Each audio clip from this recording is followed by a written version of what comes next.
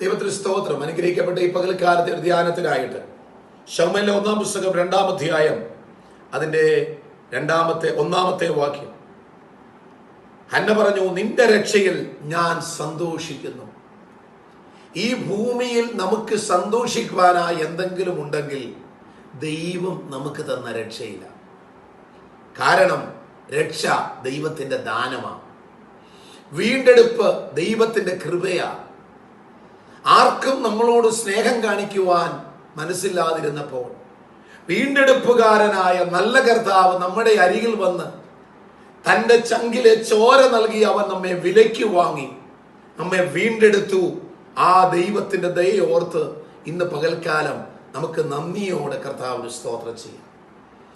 എന്നെ ശ്രദ്ധിക്കുന്ന വാത്സല്യ സഹോദരങ്ങളെ, പല നിലയിലും നിങ്ങൾ സന്തോഷം കണ്ടെത്തുവാൻ നിങ്ങൾക്ക് ശ്രമിച്ചിട്ടും ഇന്നുവരെയും നിങ്ങൾക്ക് സാധിച്ചിട്ടില്ല എങ്കിൽ ദൈവത്തിന്റെ പരിശുദ്ധാത്മാവ് പറയുന്നൊരു വാക്കിതാണ്, ദൈവത്തിങ്കിൽ ഒരു രക്ഷയുണ്ട്.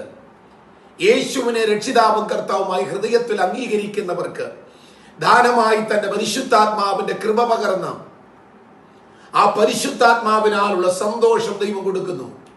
രക്ഷയുടെ സന്തോഷം അതത്രേ. ഹന്ന ഒന്നുമില്ലാത്ത സാഹചര്യത്തിൽ, ഒരു മകൻ പോലും ഇല്ലാതെ അവൾ കരയുന്ന സമയത്ത്, പുരോഹിതൻ പോലും അവളുടെ വിഷമങ്ങളെ അറിയുവാൻ കഴിയാതിരുന്നപ്പോൾ ദൈവയുടെ ഹൃദയത്തെ കണ്ടു, അവളിൽ ഒരു രക്ഷ കൊടുത്തു. ആ രക്ഷയിൽ അവൾ സന്തോഷിച്ചു, അതിൽ കൂടെ അവൾ നന്മ പ്രാപിച്ചു. ആകയാ ഇന്ന് പകൽക്കാലം നമുക്കൊന്നുമില്ലെങ്കിലും, പണമില്ലെങ്കിലും, സമ്പത്തില്ലെങ്കിലും, സ്ഥാനമാനങ്ങളില്ലെങ്കിലും ദൈവം തന്നൊരു രക്ഷയില്ലേ? ആ രക്ഷയുടെ സന്തോഷം നമ്മളിലേക്ക് തിരിച്ചു വരട്ടെ. രക്ഷയുടെ സന്തോഷത്തിൽ നമുക്ക് ഒരുമിച്ച് ദൈവത്തെ സ്തുതിക്കുമ്പോൾ ഈ പകൽക്കാലം ചില നന്മയുടെ വാതിലുകൾ ദൈവം തുറക്കാൻ പോകുകയാണ്. ദൈവം നിങ്ങൾക്കായി ചില അനുഗ്രഹങ്ങളെ നൽകാൻ പോകുകയാ. വിശ്വസിക്കുക, അത് ഏറ്റെടുക്കുക, നിങ്ങളത് പ്രാപിക്കുക, രക്ഷയിൽ സന്തോഷിക്കുക.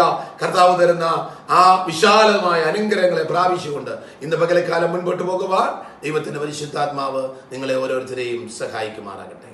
ആമേൻ.